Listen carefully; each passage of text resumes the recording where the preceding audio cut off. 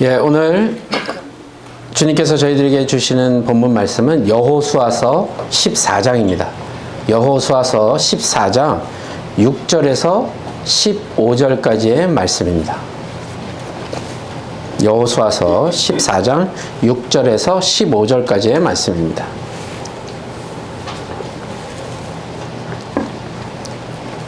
자, 다 찾으셨으면 우리 한 절씩 교독하도록 하겠습니다.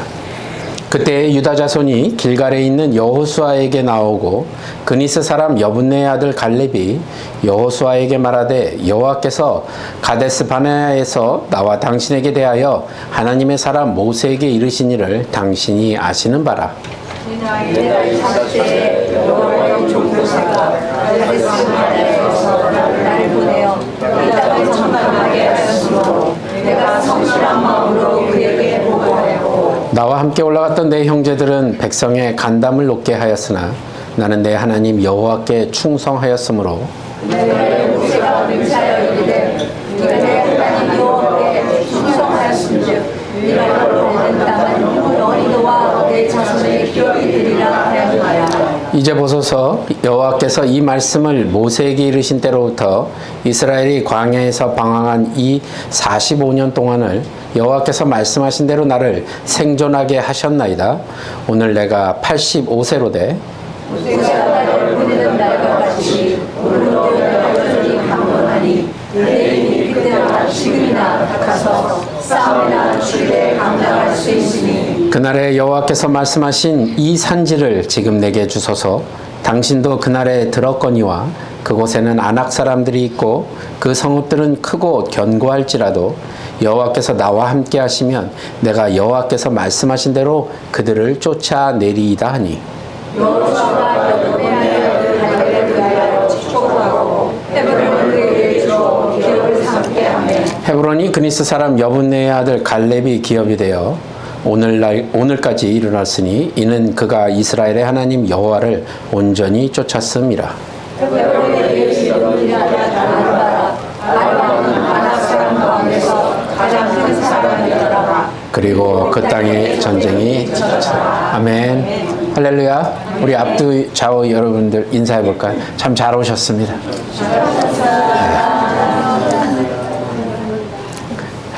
우리 계속해서 여호수아서를 여러분 묵상하고 있습니다. 본문에서 갈렙이 이제 여호수아에게 이야기하는 장면을 보면서 한 사건이 떠오르게 됩니다.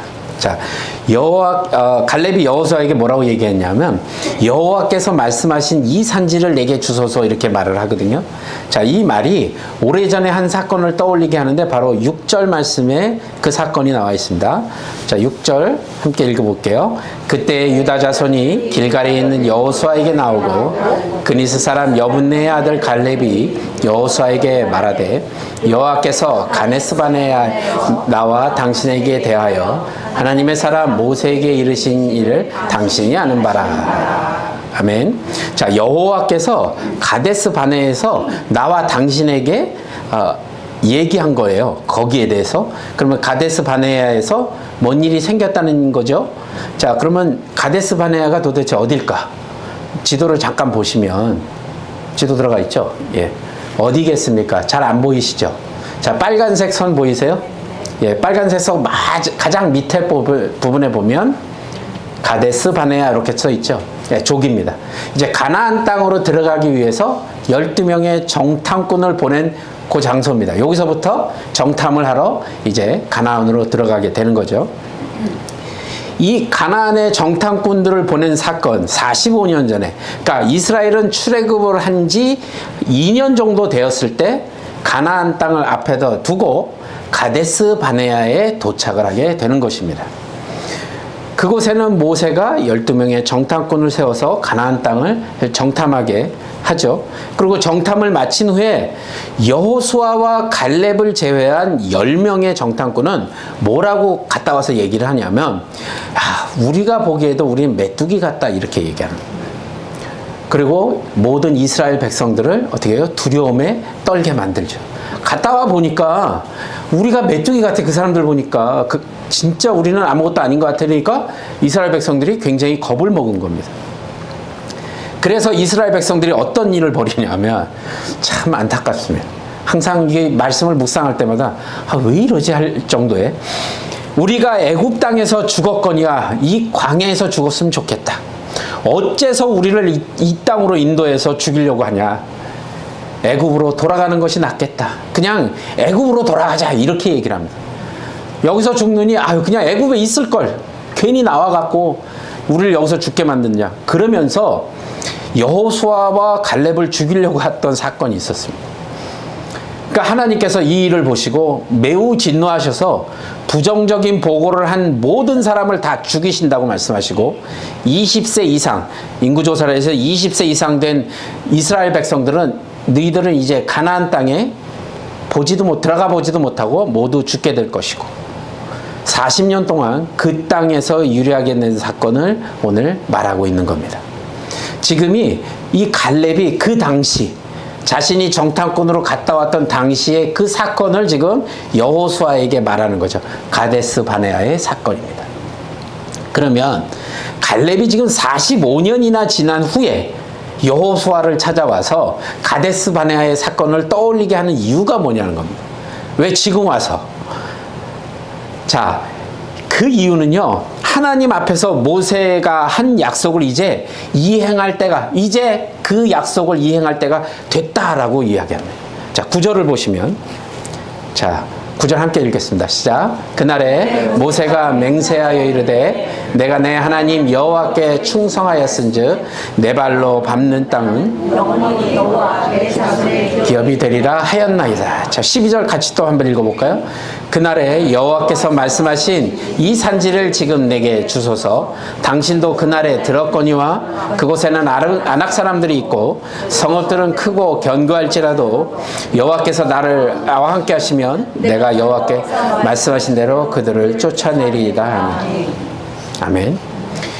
이 말을 하고 있는 이 갈렙의 뜻은 뭐냐면 아직도 정복되지 않은 땅이 있다는 겁니다. 어디예요? 가나안 땅이에요. 그래서 이제 그 땅을 정복할 때가 되었다라고 얘기하는 겁니다. 그런데 반대로 한번 생각해 보십시오.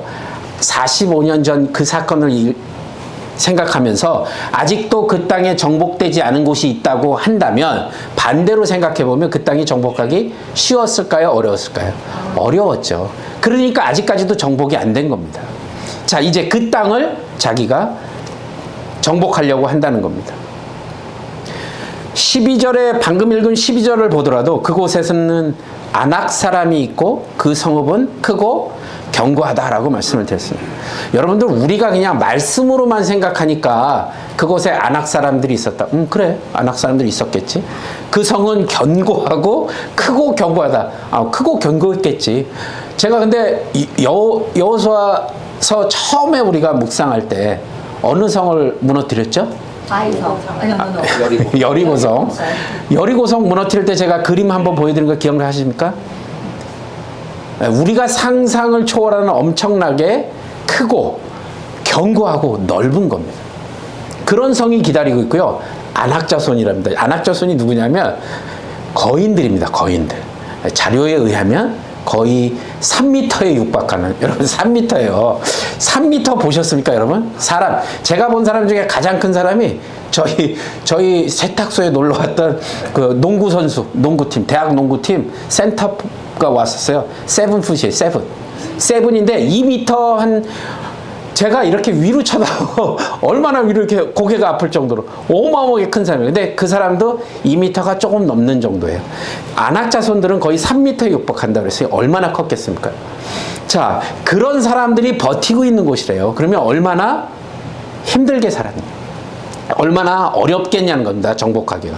그럼에도 갈렙은 뭐라고 얘기하냐면 여호와께서 나와 함께 하시면 내가 여호와께서 말씀하신 대로 그들을 쫓아내리이다 라고 얘기합니다. 갈렙의 열정과 패기를 볼 수 있죠. 그런데 이 갈렙의 열정과 패기를 생각하면서도 한쪽으로는 좀 제가 마음에 좀 부담이 되는 게 하나 있어요. 뭐냐 하면 한 가지 걸리는 점이 갈렙이 지금 몇 살이냐는 겁니다. 45년 전에 정탐을 한 거예요. 그러니까 보면 10절에 보면 자기 나이를 얘기를 했어요. 몇 세요? 85세라고 얘기합니다. 85입니다, 여러분. 가데스 바네아 사건 이후 여호수아와 더불어 지금 보면 이스라엘 중에 가장 나이가 많겠죠. 왜냐하면 20세 이상은 다 죽었으니까. 자, 그러면 가장 나이가 많은 사람이 지금 이 얘기를 한 겁니다. 열정과 패기를 가지고 내가 정복하겠다. 여러분, 모든 인생 일을 해야 될 때가 있고 또 쉼을 가져야 될 때가 있겠죠. 아무리 훌륭한 업적을 성취할 목적이 있어도 자신을 돌보지 않고 일에만 몰두한다면 결국 쓰러져서 지쳐 쓰러지고 아무 소용이 없다는 것을 이야기합니다. 갈렙도 보시면 45년 전에 가데스 바네의 사건에 등장한 그 후에 오늘 본문처럼 가나안 전쟁의 마지막에 등장하는 것은 그의 인생이 여전히 계속해서 수고와 땀을 흘린 인생이라고 말할 수 있죠. 계속해서 그렇게 살았던 거예요. 특별히 자신의 나이까지 언급하고 있는 것은 자기가 그만큼 강건하다라는 걸 얘기하고 있는 겁니다. 그러면 사실 나이로 보면 이제 좀 쉴 때가 되지 않았나? 이제 충분히 후배들에게 아니면 자기의 자손들에게 자신의 꿈을 전해주고, 야, 이제 내가 나이가 좀 이랬으니 난 좀 쉴 테니 너희들이 내 뜻을 좀 이루어다오, 이렇게 얘기할 때가 되지 않았냐는 겁니다. 그런 의미일 수도 있죠. 근데 갈렙은 후배들과 자손들을 잘 지도해서 헤브론을 그 자손들이나 후배들이 정복하더라도 누가 뭐라고 할 사람이 없을 정도의 지금 연륜을 갖고 있는 이스라엘의 백성입니다. 그런데 갈렙이 뭐라고 그러냐면 직접 헤브론을 자기가 정복하겠다고 지금 얘기하는 겁니다. 그것도 가장 싸우기 힘든, 가장 크고 견고한 성, 아낙 자손들이 지금 지키고 있는 그 성을 자신이 직접 정복해야겠다고.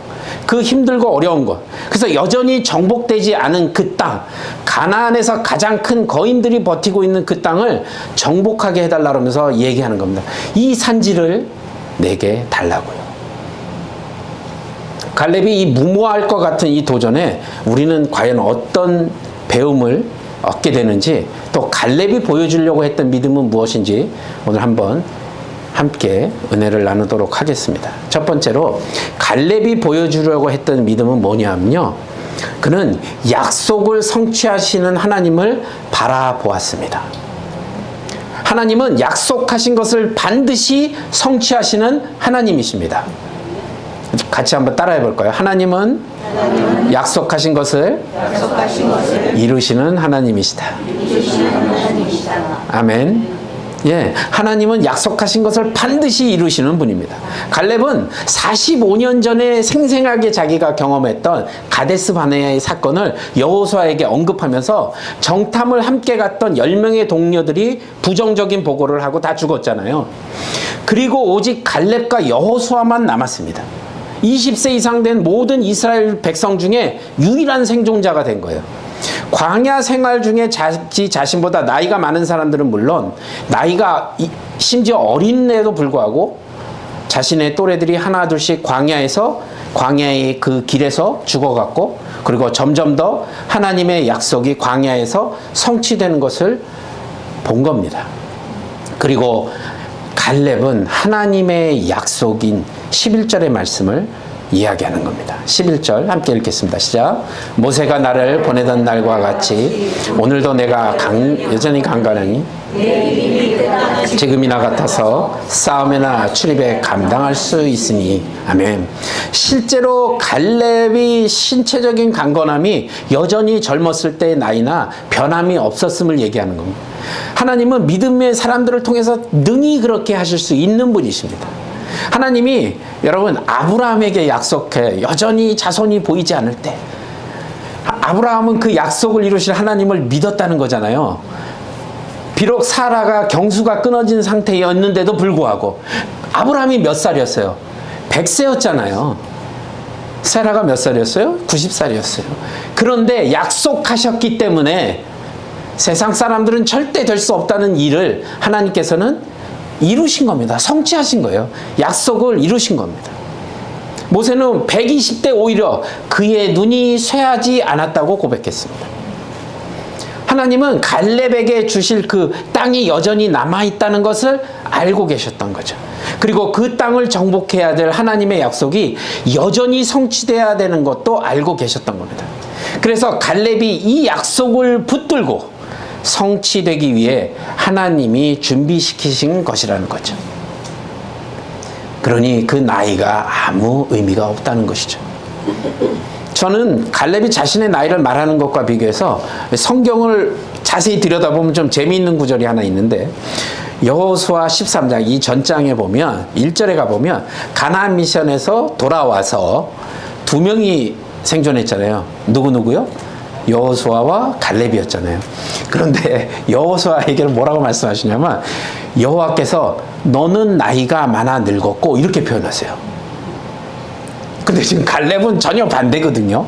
똑같이 갔었잖아요. 근데 여호수아에게는 야 너는 너무 늙었어, 나이가 많어, 이렇게 얘기하셨다고요. 13장 1절에 보시면. 그런데 오히려 갈렙은 여전히 강건하다 이렇게 말하고 있습니다. 그러니까 여호수아와 갈렙의 나이를 비교를 통해서 하나님이 우리에게 말씀하시는 건 뭐냐면, 신체적인 나이는 분명히 쇠퇴합니다. 맞아요. 맞는데 갈렙과 여호수아처럼 너는 나이 많아 늙었다라는 얘기를 들어야 할 일이 생기겠죠. 나이가 들었으니까. 그러나 하나님은 갈렙을 통해서 보여주고 싶으신 것이 있었다는 것이죠. 하나님의 약속을 믿고 붙드는 인생이 어떤 삶을 살게 되는지를 보여주고 싶으셨던 겁니다. 나이가 아니라요. 그걸 말씀하고 계신 겁니다. 갈렙을 통해서 그럼 보여주고 싶으신 게 뭘까? 갈렙이 여호수아에게 이렇게 얘기했다고 한번 생각해 보죠. 갈렙이 여호수아에게 내 나이가 85이지만 이 정도는 내가 충분히 할 수 있어. 여호수아, 지금도 젊은 사람 못지않은 힘이 있어. 내 이 정도는 내 힘으로도 할 수 있어. 이런 식으로 얘기한 게 아니라는 겁니다. 잘 보세요. 그렇게 얘기한 게 아니고요. 갈렙이 뭐라고 얘기했냐면 14장 10절에 보면, 이제 보소서 여호와께서 이 말씀을 모세에게 이르신 때로부터 이스라엘 광야에서 방황한 이 45년 동안을 같이 읽어볼까요? 여호와께서 말씀하신 대로 나를 생존하게 하셨나이다. 오늘 내가 85세. 아멘. 갈렙은요, 하나님 말씀대로 지금 생존하고 있는 겁니다. 하나님이 그렇게 살려주신 거예요. 하나님이 그렇게 생존하게끔 돌보아 주신 겁니다. 자신이 힘이 좋다고 말하지 않았어요. 좋은 음식을 먹어서 내가 멀티바이타민 막 이런 거 먹어서 건강해진 게 아니라는 겁니다. 운동을 해서 힘이 세졌다고 말하지 않았어요. 뭐라고 말했냐면 하나님이 말씀하신 대로 생존하게 되었다고요. 하나님이 강건케 하셨다는 것을 고백하는 겁니다. 하나님이 나를 그렇게 하셨다고요. 갈렙은 자신에게 주어진 힘과 능력의 근원이 되시는 하나님을 높였다는 겁니다. 갈렙을 통해서 하나님이 보여주고 싶으셨던 것이 바로 이것이었죠. 하나님은 당신의 약속을 꼭 이루시는 분이라는 것.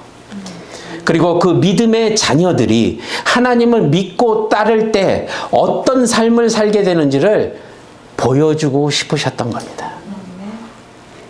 사랑하는 여러분, 갈렙과 같은 믿음을 가지시는 저와 여러분이 되시길 바랍니다. 하나님이 하시겠다고 하시면 하실 수 있는 겁니다. 우리의 겉모습은 아무 의미가 없습니다. 여러분은 지금 무엇을 붙들고 계신가요? 여전히 하나님의 약속을 붙드는 것보다 내가 추구하고 내가 목적으로 하고 있는 것, 하나님보다 앞서고 있는 것이 있지는 않으신가요? 돈이 아니면 명예가, 건강이 여러분 앞에서 여러분을 끌고 가지는 않냐는 겁니다. 하나님을 위해 포기해야 할 것들이 여전히 남겨져 있는지 돌아보는 시간이 되시길 바랍니다. 여러분 스스로에게 한번 질문해 보십시오. 하나님보다 앞서 있는 것이 있는지. 우리가 걸어가는 이 험한 광야와 같은 이 길은 여전히 우리가 정복해야 될 아낙 자손들이 남아있는 헤브론이 있습니다. 그러나 갈렙처럼 하나님의 약속을 붙드셔야 합니다. 하나님이 생존케 하시는 것이지 우리의 노력이 아니라는 겁니다. 하나님이 살게 하셔야지 우리가 살 수 있는 것입니다. 하나님이 우리를 고아와 같이 버려두지 않으시겠다고 말씀하십니다. 하나님은 당신을 의지하는 모든 믿는 자들에게 가까이 하시는 분이심을 기억하시기 바랍니다. 잠언 29장 18절에는 묵시가 없으면 백성이 방자히 행하거니와 율법을 지키는 자는 복이 있느니라. 계시가 없는 백성, 즉 꿈이 없는 백성은 망한다고 말씀하는 것이고요. 율법을 지키는 자는 복이 있다고 말씀하시는 건 바로 하나님, 오직 하나님의 약속, 하나님의 말씀을 붙드는 자들이 복이 있다고 말씀하시는 겁니다. 그러므로 여러분, 하나님의 말씀을 꼭 붙들고 사시길 바랍니다. 그래서 하나님이 주시는 그 복을 누리는 저와 여러분이 되시길 바랍니다. 자, 그러면 갈렙이 보여주려고 했던 믿음 두 번째는 무엇일까? 바로 갈렙은 비전을 주신 하나님이 가장 큰 분이심을 믿었다는 겁니다. 갈렙이 받은 비전이 뭐죠? 12절에 여호와께서 말씀하신 이 산지를 지금 내게 주소서. 예, 그 산지. 그가 달라고 했던 땅은 헤브론인데 그곳은 아낙 자손이 있는 땅이었습니다. 45년 전 10명의 정탐꾼들이 이 족속들을 보고 스스로 자신들은 메뚜기 같다고 평가한 그 족속들이 살고 있는 그곳입니다. 도저히 인간적인 계산으로는 이길 수 없는 거대한 그런 족속들이었죠. 그러나 갈렙은 그 거대한 족속과 싸워 그 땅을 얻는 것이 자신에게 주신 비전임을 지금 말하고 있는 것입니다. 어떻게 그가 그 거대한 아낙 자손들이 살고 있는 그 견고하고 크고 있는 성을, 그 땅을 달라고 담대하게 외칠 수 있었냐 하면 아낙 자손보다 하나님이 더 큰 분이심을 믿었기 때문에 그렇습니다. 자, 여러분들, 우리들의 문제도 그렇거든요. 우리에게 처해진 상황을 들여다보면 너무나 힘들고 너무나 커 보입니다. 도저히 내 힘으로는 안 될 것 같은, 이런 때 정말 감당하기 어려울 때가 너무 많습니다. 자, 세상 사람들은요, 그냥 세상의 일들만 잘하면 되는데 우리는 세상의 일도 잘해야 되지만 교회에 와서 예배도 드려야 되고요, 또 교회 일도 해야 되고요, 이런 일들이 너무 많다는 게 느껴질 때가 많습니다. 너무 커 보이는 거죠. 그런데 우리가 어떻게 이 거대한 아낙 자손과 같은 일을 감당할 수 있겠냐는 말입니다. 다른 길은 없습니다. 오직 하나님이 더 크신 분임을 믿는 것입니다. 내가 지금 맞이한 그 문제보다 하나님이 더 크시다는 겁니다. 여러분 너무나 잘 알고 계신 다윗과 골리앗의 싸움 아시죠? 사울이 다스리던 이스라엘의 블레셋과의 싸움에 등장한 블레셋의 장수가 골리앗입니다. 그가 키가 6규빗이었으니까 요즘 미터로 환산하면 2m 93입니다. 아낙 자손들이 거의 이렇게 이만해요. 놀라지 마십시오. 그냥 3m 조금 안 돼요. 예. 골리앗이 이스라엘을, 그 거대한 골리앗이 이스라엘을 모욕했을 때 이스라엘은 두려워서 아무도 나서지 못했습니다. 그때 다윗의 아버지 이새의 명령을 따라서 형들을 살피러 왔다가 그 광경을 보게 되죠. 그리고 사울에게 이 블레셋의 장수 골리앗과 싸우겠다고 말합니다. 사울이 뭐라고 대답했죠? 야, 너는 소년이고 그는 어려서부터 용사라. 큰 것은 둘째치고 용사였다니까, 어렸을 때부터. 맞는 말입니다. 틀린 말 아니잖아요. 더군다나 다윗은요, 싸운 경험도 없고 모든 이스라엘 장수들이 나서지도 못하는 전쟁터에 섣불리 덤볐다가 오히려 이스라엘이 더 망신을 당할 수 있는 일이었죠. 그러나 다윗은 사울에게 사무엘상 17장 36절에 이렇게 얘기합니다. 함께 읽어보겠습니다. 시작. 주의 명령이 사자와 곰도 쳤은즉 사실은 하나님의 군대를 모욕한 이 할례없는 블레셋 사람이니까 그가 짐승의 하나와 같이 되리라. 예, 이 말을 하고 사울의 허락을 받습니다. 골리앗이 다윗을 보니까 너무 조그만 놈이에요. 그리고 골리앗이 다윗을 업신여기고 모욕했습니다. 그때 다윗이 골리앗을 향해 뭐라고 외치냐? 17장 45절입니다. 함께 읽겠습니다. 다윗이 블레셋 사람에게 이르되 너는 칼과 단창으로 내게 오거니와 나는 만군의 여호와의 이름 곧 내가 모욕하는 이스라엘 군대 하나님의 이름으로 내게 가노라. 아멘. 그리고 다윗이 쥐고 있던 그 물매에 돌을 넣어서 골리앗에게 던져 골리앗을 죽였던 그런 싸움입니다. 아무리 골리앗이 크고 강하다 해도 다윗은요, 더 큰 하나님의 이름으로 나아갔다는 겁니다. 지금 갈렙이 이렇다는 겁니다. 여러분은 지금 누구의 이름으로 이 땅에서 맞서고 계신가요? 여러분 자신의 이름입니까? 아니면 하나님이십니까? 어떤 사람들은 골리앗을 보면 너무 크고 무서워서 도망가겠지만 어떤 사람을 보면 이렇게 생각한대요. 너무 크니까 맞힐 곳이 많아서 더 좋다라는 얘기를 한답니다. 이것이 여러분 믿음입니다. 우리가 상황만을 들여다보지 마십시오. 더 크신 하나님을 보십시오. 그러면 그 크고 무서웠던 게 더 큰 표적으로 변하는 역사가 일어납니다. 하나님보다 더 큰 것이 없음을 고백하는 것, 그것이 바로 믿음입니다, 여러분. 여러분, 한 가지 더 여러분들에게 상기시켜 드리고 싶은 것이 있는데 그건 이거죠. 갈렙이니까 그렇지, 갈렙 정도 되니까 그 정도 믿음을 가질 수 있는 거 아니에요? 라고 생각하실 수도 있겠죠. 그러나 갈렙은요, 여러분 잘 보시면 유다의 순수 혈통이 아닙니다. 오늘 본문의 첫 시작인 6절에서 그가 뭐라고 소개하고 있냐면 그니스 사람 여분네의 아들이라고 이야기합니다. 여기서 그니스 사람이라는 건요, 가나안 족속이에요. 출애굽할 때 유대인의 혈통 안으로 들어갔다가 유다 족속으로 그냥 분류된 것이지 엄밀히 따지면요, 순수 혈통이 아닙니다. 여러분, 요즘에도 세상에 혈통주의, 지역주의 따지는데 그 당시 그 시절에는 어땠을까요? 더 엄격했다는 겁니다. 그 가운데서도 갈렙은 믿음으로 그것을 이겨나갔다는 겁니다. 우리 모습도 그래요. 내가 뭐라고, 나는 할 수 없어. 나는 부족하고 모자라니까. 이건 내가 할 수 있는 일이 아니야 라고 생각하죠. 그런 식으로 우리를 합리화시키고 있지는 않냐는 겁니다. 내가 너무 약해서 할 수 없어. 그리고 그냥 포기하고 있지는 않으시냐는 겁니다. 굳이 나의 약함을 하나님께서 쓰시고자 하신다면 쓰임을 받는 겁니다. 하나님이 하시겠다고 하는데요. 굳이 오늘 우리의 모자람도 부족함도 하나님이 쓰시고자 하시겠다 그러면 쓰시겠다는 겁니다. 쓰임을 받는 것입니다. 어떨 때 쓰임을 받는다고요? 믿음으로 모든 것 위에 크신 하나님을 바라보는 것입니다. 자, 오늘 말씀을 한번 정리할게요.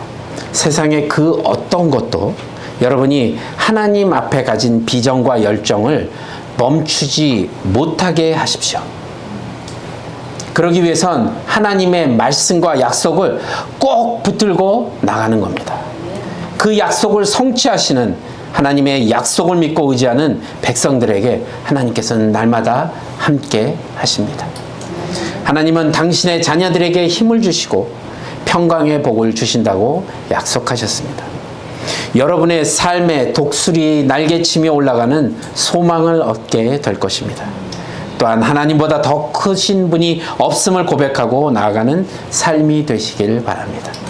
안악자손과 같은 환경, 골리앗과 같은 산위의 문제가 놓여 있다 하더라도 하나님이 이 모든 문제보다 크신 분이십니다. 이 크신 하나님을 날마다 경험하는 저와 여러분이 되시길 바랍니다. 그리고 붙들고 있는 것을 모두 내려놨을 때 더 크신 하나님, 평강으로 인도하시는 하나님을 여러분이 만나게 되실 것입니다. 그때 이렇게 담대히 외치십시오. 이 산지를 내게 주시옵소서. 여러분의 삶에 이런 주님을 날마다 경험하는 그런 귀하고 복된 삶을 사시는 저와 여러분이 되시길 주님의 이름으로 간절히 축복합니다.